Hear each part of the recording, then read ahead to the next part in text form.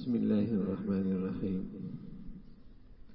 فرمایا بزرگوں سے ہمیشہ حسن عقیدت رکھنی چاہیے۔ فرمایا اہل اللہ کی نسبت یہ خیال کرنا کون بڑا ہے کون چھوٹا ہے بے ادبی ہے۔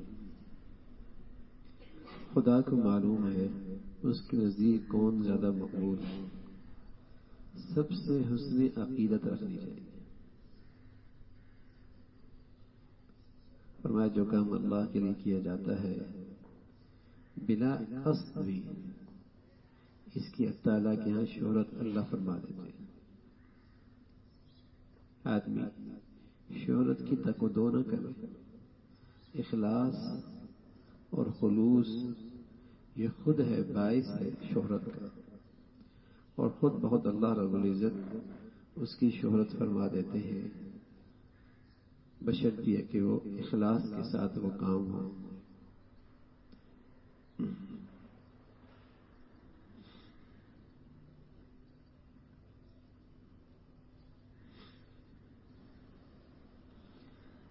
ایک صاحب کو اسی میں کا نام تھا کہ نگاہ بد اختیار میں نہیں۔ نظروں کی حفاظت مشکل ہے، بلکہ بعض کا خیال تو یہ ہوتا ہے کہ یہ اختیار میں نہیں۔ فرمایا اصل وجہ یہ ہے کہ نفس سے تکلیف گوارا نہیں ہوتی، نگاہ ہٹانے میں الجھن ہوتی ہے۔ تکلیف گوارا نہیں کرتے نفس کے ساتھ، اور نفس کے ساتھ ہو لیتے ہو۔ تمہارا جو خیال ہے اس سے شریعت پر اعتراض لازم آتا ہے کہ اس نے ایسی چیز کا آپ کو مکلف بنایا جو اختیار میں ہے، حالانکہ ایسا نہیں۔ شریعت تو آپ کو حکم ہی اس چیز کا دیتی ہے جو آپ کے اختیار میں ہے۔ اگر شریعت نے آپ سے یہ کہا کہ نظریں جھکا لو تو اختیار میں ہے، نظریں بچا لو اختیار میں ہے، ورنہ کوئی چیز اختیار میں نہ ہو اور شریعت آپ کو اس کا حکم دے تو ایسا نہیں ہو سکتا۔ تو یہ کہہ دینا کہ یہ اختیار میں نہیں ہے، یہ تو شریعت پہ الزام ہے۔ سب اختیاری چیز۔ آپ انگلی کو آنکھوں کے قریب کریں تو پلکیں جھک جائیں گے، کیونکہ نقصان دہ اس کو نقصان خود بخود پلکیں جھک جائیں گے۔ اللہ رب العزت ہمیں ایمان کی حقیقت نصیب فرما دے، تو جب روحانی چیز ان آنکھوں کے لیے نقصان دہ چیز ہوگی تو آنکھیں خود بہت جھک جائیں گی۔ لیکن اب یہ اسپرنگ ڈھیلے ہو گئے، جھکتی نہیں، خراب ہو گئے۔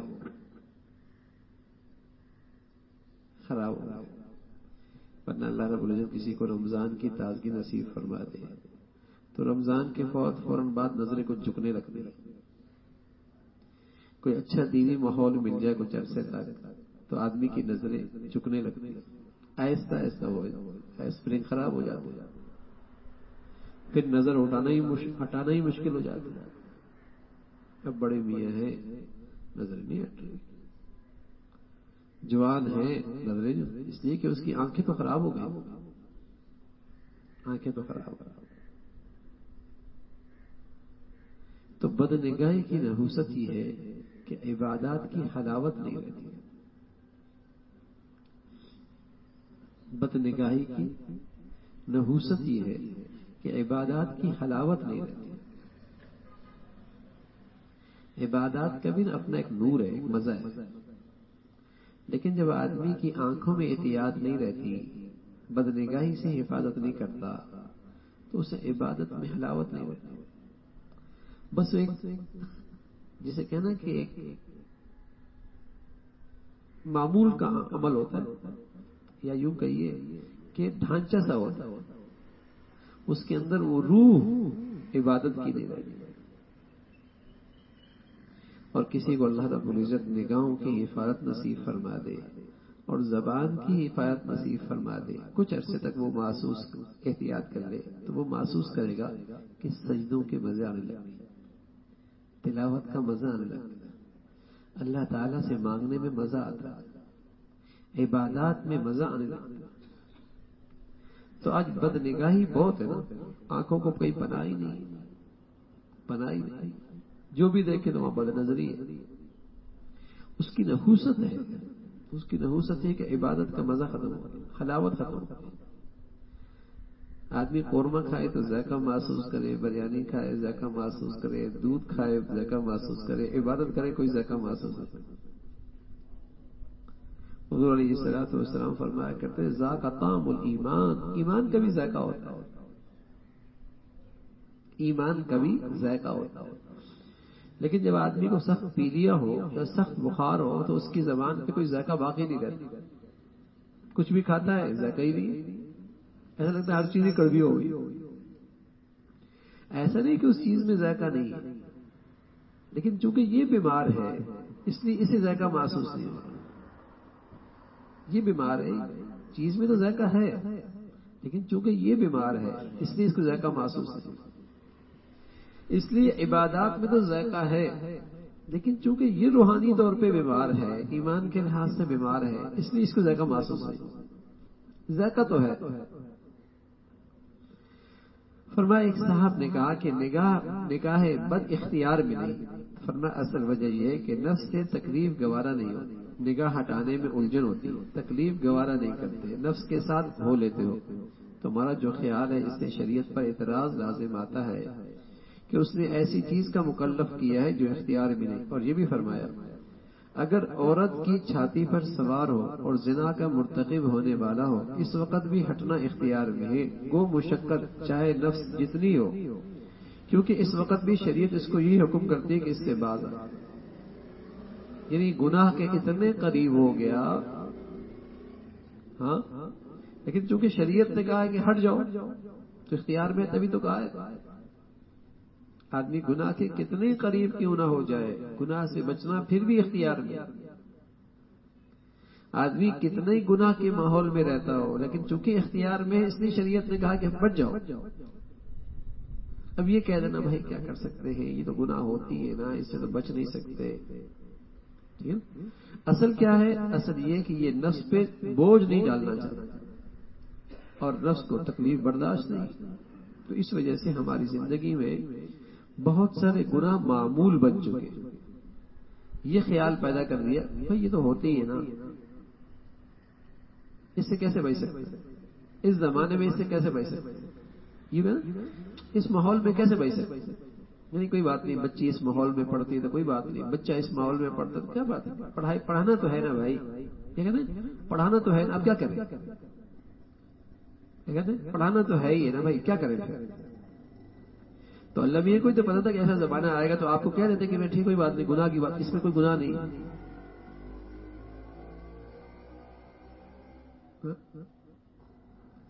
عجیب عجیب بہانے بنا رکھے، اور اصل کیا ہے کہ یہ نفس پرست ہے اور نفس کے خواہشات کے سامنے یہ اس کا پیروکار ہے، ٹھیک ہے، اور نفس کے بوجھ کو تکلیف کو برداشت نہیں کرتا، اس لیے ہر گناہ اس کی زندگی کا معمول بنتا چلا جاتا ہے۔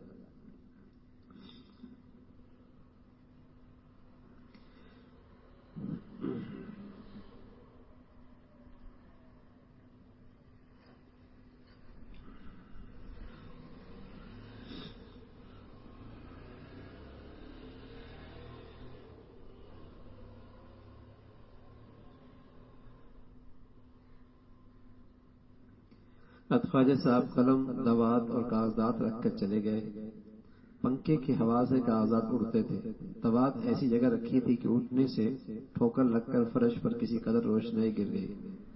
فرمایا اپنی چیز کو اس طرح رکھ کر جانا چاہیے کہ دوسروں کو حفاظت نہ کرنی پڑے، یہ زندگی کا اصول بتایا، اپنی چیز اس طرح رکھنی چاہیے کہ دوسروں کو حفاظت نہ کرنی پڑے، پھر شکایت نہ کرو کہ آپ نے خیال کیوں نہیں کیا میری چیز، ارے میاں پہلے ہی سنبھال لیتے ہیں، پہلے ہی حفاظت کر لیتے ہیں۔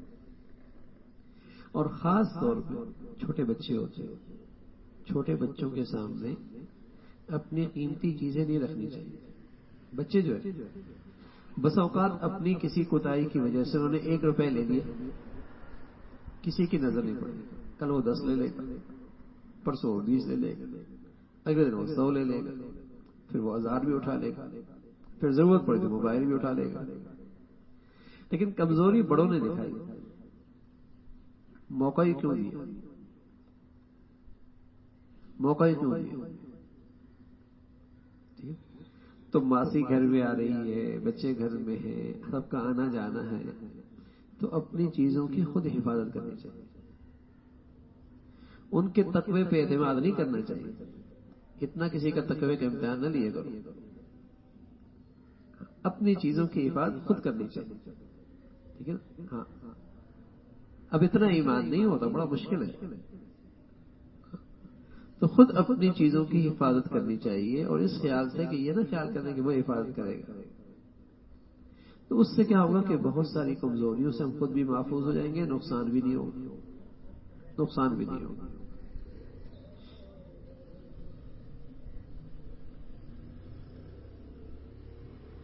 فرمایا مشہور تو یہ ہے، تعاملوا کالاجانب وتعاشروا کالاخوان، یعنی معاملہ کرو مثل اجنبیوں کے اور معاشرت اختیار کرو مثل بھائیوں کے.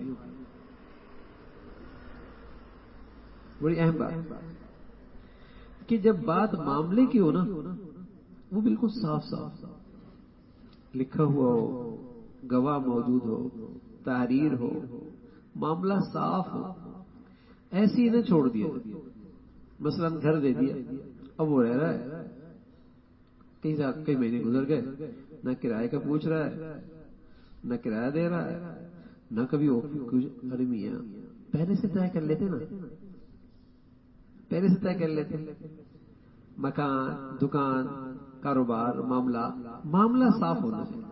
ہاں جب بات آپس میں رہنے کی ہو تو پھر آپ اس کا اکرام کریں، اس کا خیال رکھیں، اسے کھلائیں، اسے پلائیں، اسے عزت دیں، وہ الگ چیز ہے. لیکن معاملہ جہاں ہو وہ صاف ہونا چاہیے. بس اوقات بھائی ہوتے ہیں، سکے بھائی ہوتے ہیں، کاروبار کر رہے ہوتے ہیں، معاملہ ہے لیکن صاف نہیں ہوتا.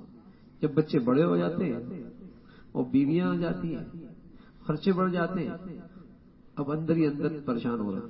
وہ تو ہر مہینے اتنے اٹھاتا ہے، وہ تو ہر مہینے اتنے لے لیتا ہے، اس کے بچے کی فیس تو اتنی ہے، میرا بچہ تو پیدا ہی نہیں ہوا، اس کا بچہ تو اسکول میں پڑھتا ہے، میرا بچہ تو مدرسے میں پڑھتا ہے، اس کے خرچے زیادہ ہیں، میرے تھوڑے ہیں.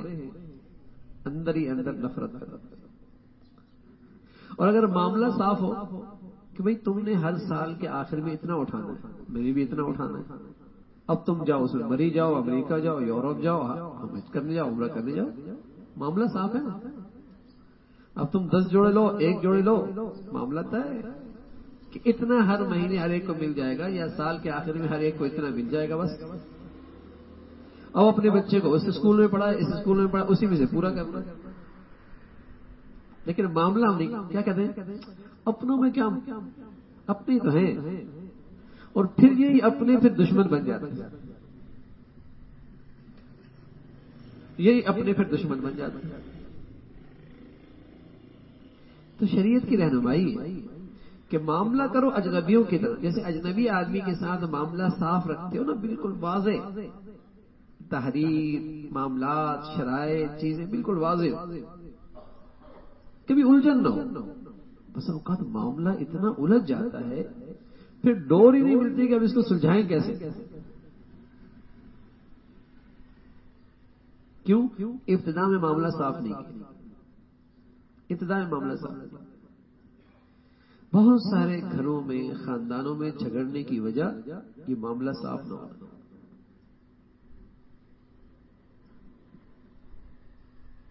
کوئی مر گیا، اب ساتھ رہ رہے، کوئی بات نہیں، آپس میں تو ہیں، اب کاروبار بھی ساتھ چل رہا ہے، گھر بھی ساتھ رہ رہے ہیں، کوئی وراثت تقسیم نہیں. کچھ عرصے کے بعد کسی کو ہوش آیا، اب معاملہ اتنا الجھ گیا ہے، چیزیں قیمت اتنی بڑھ گئی ہے، یا کہیں اتنا نقصان ہو گیا ہے، اب معاملہ ایسا الجھا ہے کہ سمجھ بھی نہیں آ رہا اب کیسے ہوگا. لیکن جب وقت تھا، اپنی تو ہے، کیا کرنا ہے، اس کا نقصان ہو گیا.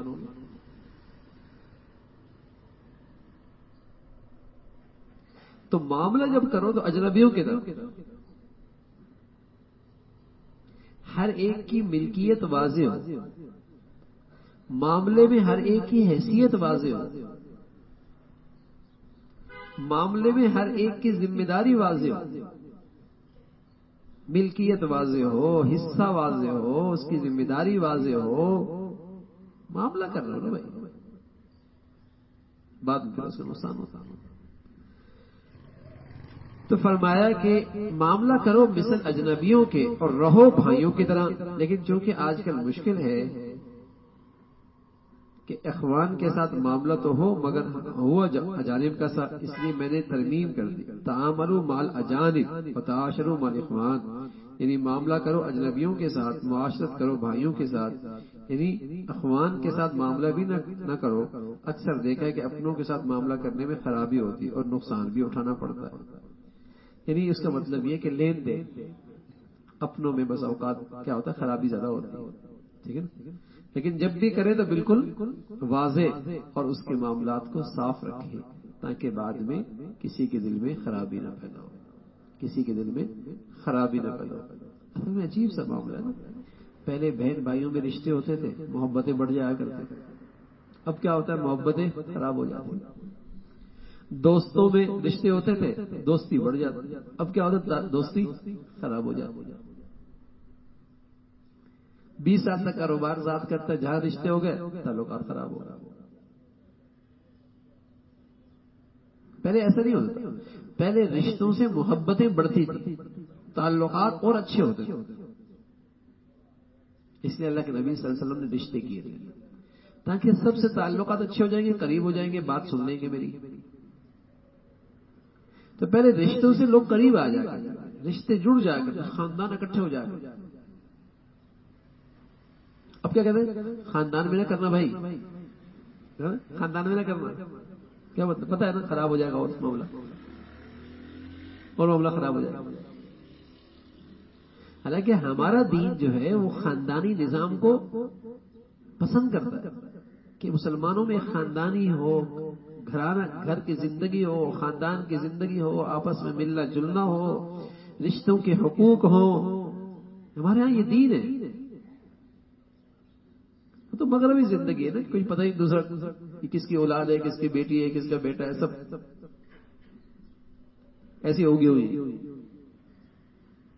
لیکن ہمارے یہاں ایسا نہیں ہے، ہمارے یہاں تو ایک سبحان اللہ گھر کی زندگی ہے، خاندان کی زندگی ہے، رشتہ داری ہے، اس میں سلوک ہے، ٹھیک ہے، اور پسندیدہ ہے یہ، لیکن یہ تبھی ہوتا ہے جب معاملات ٹھیک ہو، جب معاملات ٹھیک ہو، معاملات نہیں نا آج کل۔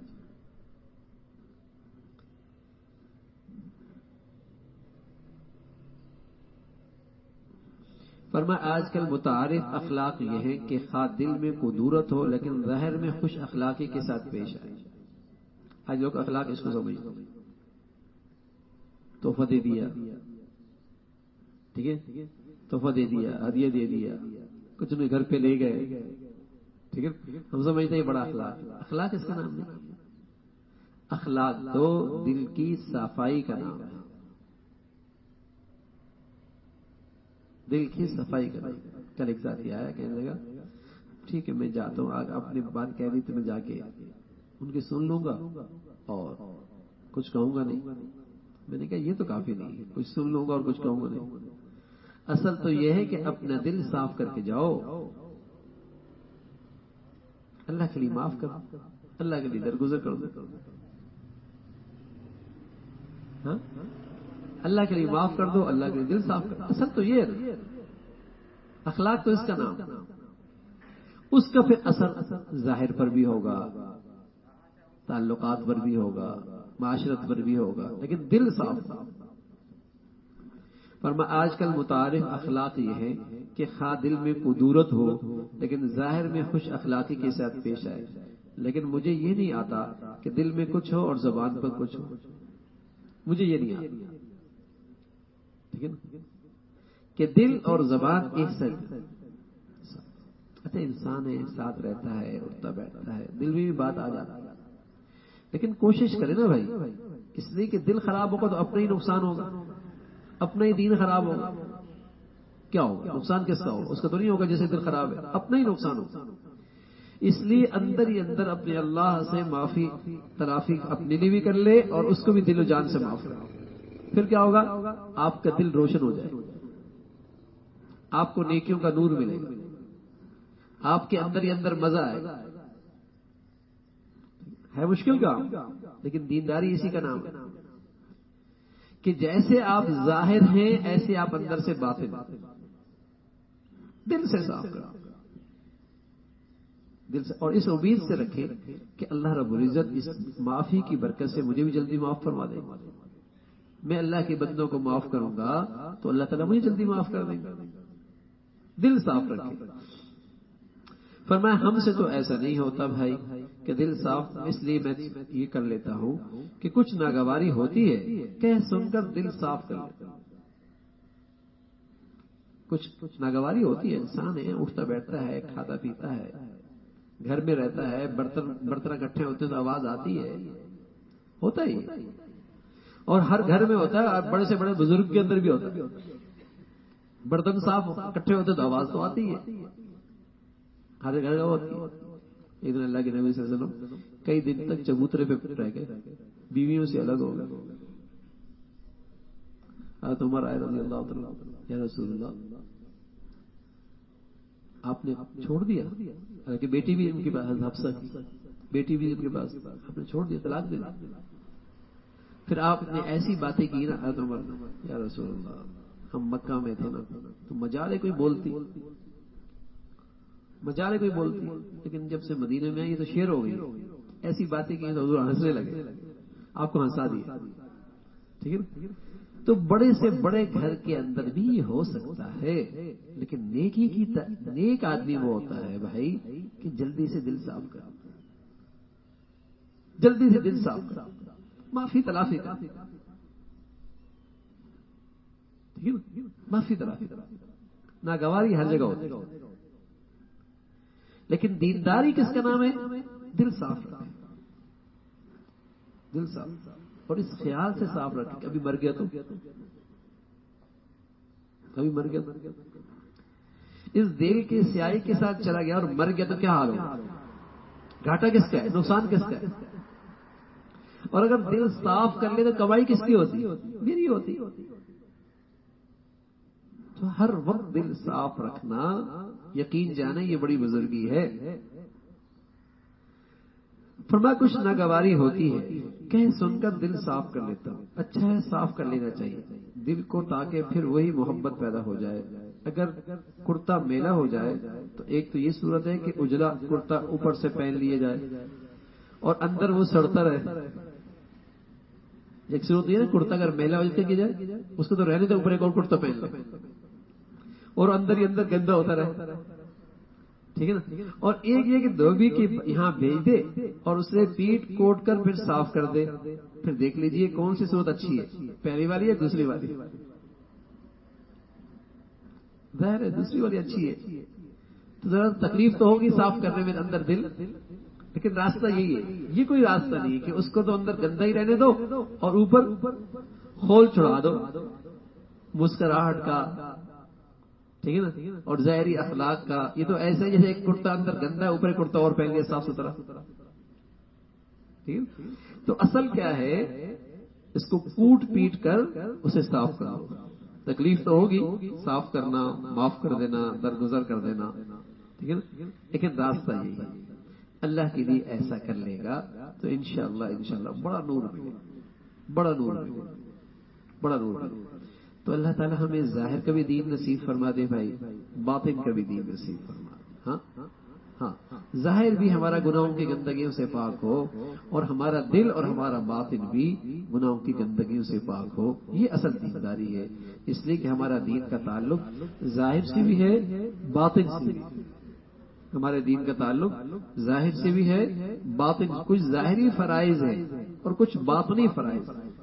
باطنی ظاہری فرائض نماز پڑھ لی، روزہ رکھ لیا، حج کر لیا، یہ ظاہری فرائض۔ باطنی فرائض کیا ہیں؟ کینہ نہ ہو، بغض نہ ہو، حسد نہ ہو، یہ باطنی فرائض ہیں، نفل نہیں ہے، فرض ہے۔